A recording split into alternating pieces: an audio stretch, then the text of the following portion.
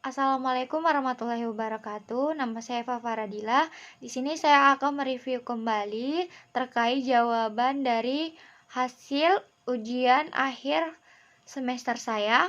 Yang pertama, jelaskan definisi karir dalam perspektif psikologi, konseling, dan agama atau Islam.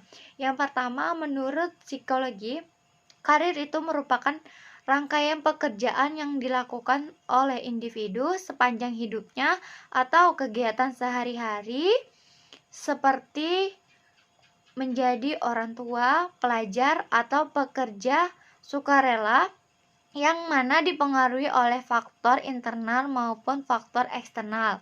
Sedangkan karir menurut perspektif konseling yang dikemukakan oleh W.S. Winkel, yaitu karir itu berhubungan dengan adanya pengambilan suatu keputusan dan di mana konselor ini yang bertugas membantu konseli dalam berpikir secara terarah terkait dengan karir konseli tersebut dengan melakukan suatu pembicaraan antara konselor dengan konseli melalui atau mengikuti langkah-langkah layanan yang telah disepakati. Yang terakhir, menurut perspektif agama atau Islam, karir itu didefinisikan sebagai suatu usaha yang dilakukan oleh hamba atau makhluknya dalam melakukan sebuah tugas atau kewajiban dalam mencari nafkah untuk memenuhi kehidupan sehari-hari baik bagi dirinya, orang tuanya, atau sesama hamba lainnya. Yang kedua, sebutkan dan jelaskan ruang lingkup bimbingan dan konseling karir. Ruang lingkup dari bimbingan dan konseling karir yaitu mencakup atas pekerjaan yang dikembangkan dengan sikap positif, seperti adanya pengembangan proses transisi secara positif yang ada pada masa kita bersekolah ke masa bekerja. Perolehan informasi kerja, penentuan pemilihan karir dari pengembangan kesadaran positif, minat, bakat, ketentuan akan sekolah, dan melakukan pelatihan kerja. Nilai dijadikan sebagai kesadaran akan berbagai macam tujuan hidup, kepribadian diri masing-masing, dan kecakapan. Hal ini dapat dilakukan secara struktur atau berurutan. Kompetensi karir yang dimiliki individu atau peserta didik terfasilitasi oleh program layanan bimbingan dan konseling pada setiap jenjang pendidikan sekolah dasar maupun sekolah menengah atas.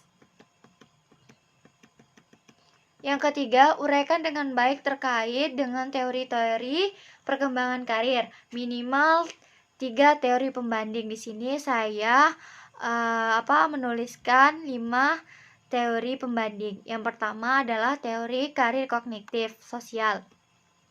Menurut teori ini, terbentuknya minat karir itu melalui pengalaman secara langsung atau memberikan kesempatan untuk individu berlatih, menerima umpan balik, dan dapat mengembangkan keterampilan yang mengarahkan individu mencapai hasil yang memuaskan.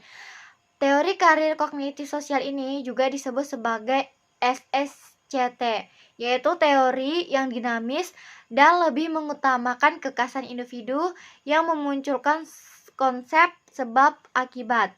Teori ini mengatakan bahwa keputusan karir, pencapaian, dan perilaku dipengaruhi oleh self-efficacy baik bagi wanita ataupun pria. Hal ini dibuat sebagai pemacu pemersatu kerangka kerja untuk menyatukan potongan umum atau unsur-unsur lain. Teori ini berkembang untuk mengatasi masalah yang berkaitan dengan budaya, jenis kelamin, genetik, kontak sosial, dan peristiwa kehidupan yang tak terduga, sehingga berpengaruh terhadap pilihan hubungan dengan karir. Selanjutnya adalah teori konsep diri super. Teori ini mengatakan bahwa konsep diri seseorang memainkan suatu peran utama dalam pemilihan karir. Teori ini juga menegaskan bahwa konsep diri merupakan pandangan akan kecocokan atributnya sendiri dengan atribut yang dibutuhkan dalam suatu pekerjaan. Selanjutnya adalah teori kepribadian Holland. Ini menyebutkan bahwa individu dalam memilih suatu karir itu harus sesuai dengan sifat, tipe, karakteristik kepribadian, dengan menggunakan model lingkungan yang meliputi realitas, intelektual, usaha konvensional, sosial, dan seniman. Holland juga berpendapat jika seseorang sudah mampu menentukan karir akan pekerjaan yang sesuai dengan kepribadiannya, maka dia akan merasakan kenyamanan dalam suatu pekerjaan yang akan menikmati. Nah, sehingga dia dalam bekerja ini akan melakukan pekerjaannya selama jangka waktu yang panjang, atau tidak ada rasa bosan saat mengalami atau menjalani pekerjaannya. Selanjutnya, teori perkembangan Gisbert. Teori ini mengatakan bahwa anak dan remaja itu menjalani 3 fase pemilihan karir seperti fantasi, tentatif, dan reality. Dalam teori perkembangan ini, ketika masih kecil, mereka cenderung menyebutkan keinginan apa yang mereka lihat, seperti misal seseorang atau anak kecil melihat di televisi atau secara langsung seperti polisi, TNI, dokter, dan sebagainya. Pasti mereka jika ditanya ingin menjadi apa, pasti mereka bicara dengan saya ingin menjadi polisi, saya ingin menjadi TNI, saya ingin menjadi dokter. Tergantung dari apa yang mereka lihat. Dan dalam teori ini juga terdapat 5 tahapan berisi tugas dari perkembangan yang harus diselesaikan. Tahapan pertama adalah tahapan pertumbuhan.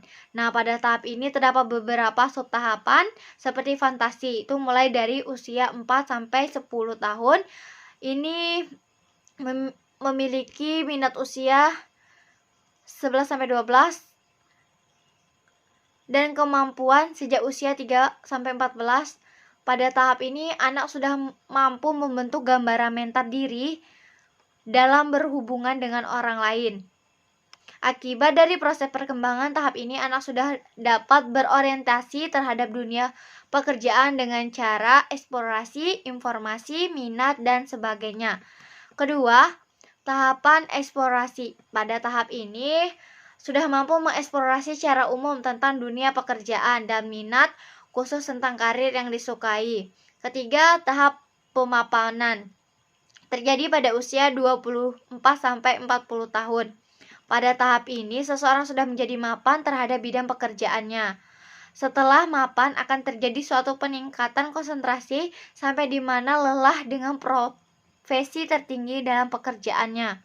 Yang keempat, tahap mempertahankan berada di usia 44 sampai 64 tahun, yang mana bertugas untuk mempertahankan apa yang telah dicapainya, mempertahankan jabatan, mempertahankan posisi yang telah dicapai.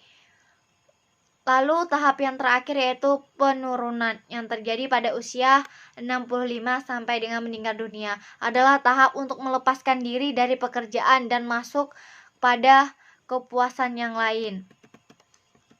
Yang terakhir adalah teori trade and factor.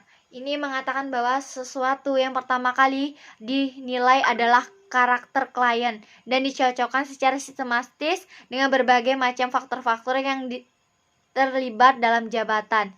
Motivasi pribadi dianggap relatif stabil, jadi kepuasan dalam jabatan tertentu bergantung pada kecocokan antara kemampuan seseorang dengan persyaratan suatu pekerjaan. Teori ini menjelaskan bahwa kemampuan dan karakter dari seseorang diukur secara objektif dan kuantitatif. Soal yang keempat, jelaskan lingkup pembahasan dalam konseling karir berikut ini. Yang pertama adalah rekrutmen.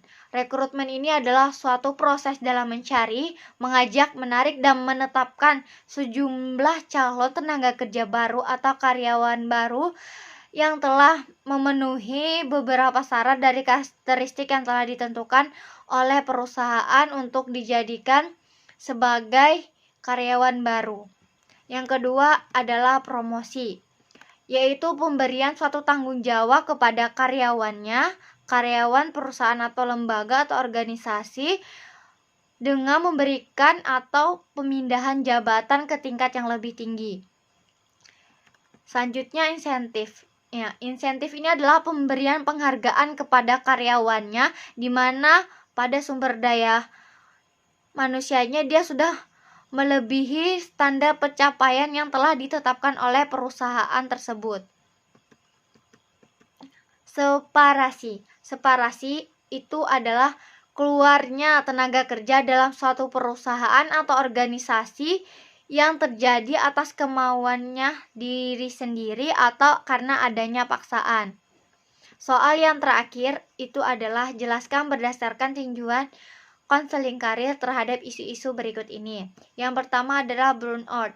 Nah, burnout ini adalah penurunan kemampuan akibat adanya suatu penumpukan emosi dan fisik yang disebabkan oleh adanya perasaan jenuh, bosan, ketidaknyamanan dalam melakukan pekerjaan dan dapat memacu stres di dalam diri individu tersebut.